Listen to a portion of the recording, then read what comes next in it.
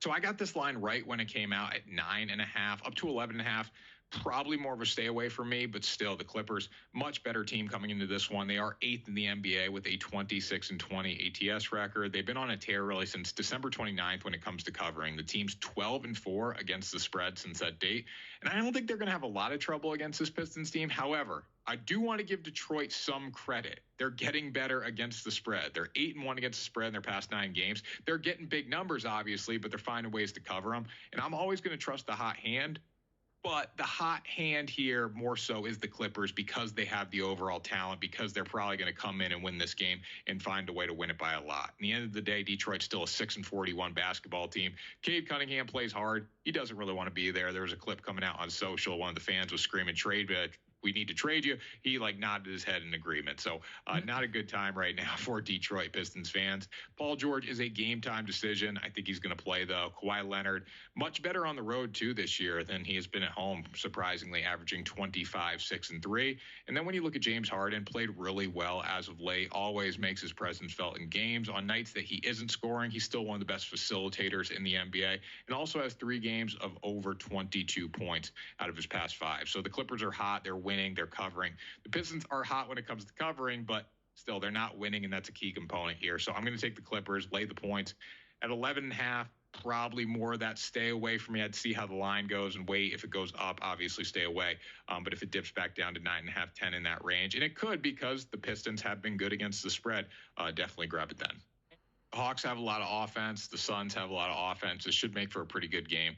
But overall, the Atlanta Hawks aren't playing well because there's multiple components to a basketball team, right? You need the defense. You need the offense. They're just 1-5 against the spread in their past 6 games. Their one win was against the Lakers team, who played really well against Boston tonight without LeBron and without AD. But still, that LA team has just not found much of a rhythm, so I wouldn't count this win as anything to write home about. The Suns are 3-2 against the spread in their past 5. They've looked really good in their past 2 games, though. Dominant wins over Miami and Brooklyn. Obviously, a little more extra motivation behind that Brooklyn win, but still, KD played great. We'll talk about him here in a minute, but they're 14-9 on the road, too. When you look at road records, I want to bet on a team that I know is going to go on the road and take care of business. 14-9 is very good. The Hawks are just 10-13 at home. So right there, big mismatch makes me lean towards the short spread here with the Phoenix Suns. Kevin Durant's coming off a 33-point game in his return to Brooklyn, shot over 60% from the field in 2 of his past 4 games, over 53% in 4 straight. He's been fantastic.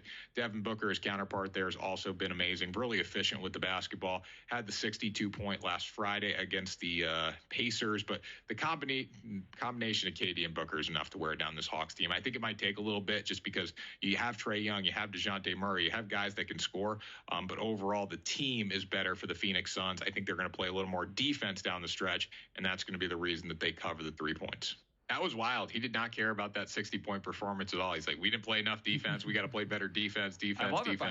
So I do love it too. I mean, it was a lot of force feeding to Karl Anthony Towns in that basketball game. So I think the team aspect needs to improve, and obviously it should improve as we move forward based on that press conference. But I'm still going to be on the Magic here at plus 7.5. The Magic are the best spread team in the NBA right now, 31-17. Even though the Magic are just 10-16 on the road, they're still covering, and they're getting a pretty nice number here at 7.5. I could see this line actually moving away from them too. So if you want to wait to bet it, I don't think it's necessarily going to hurt you. The Timberwolves are riding high after 2 dominant wins against the Thunder and the Mavericks. Anthony Edwards looks good, scoring 25.5 points per game, leading the team. His dominance combined with Karl Anthony Towns, he can do it all. Rudy Gobert in the paint, solid combination.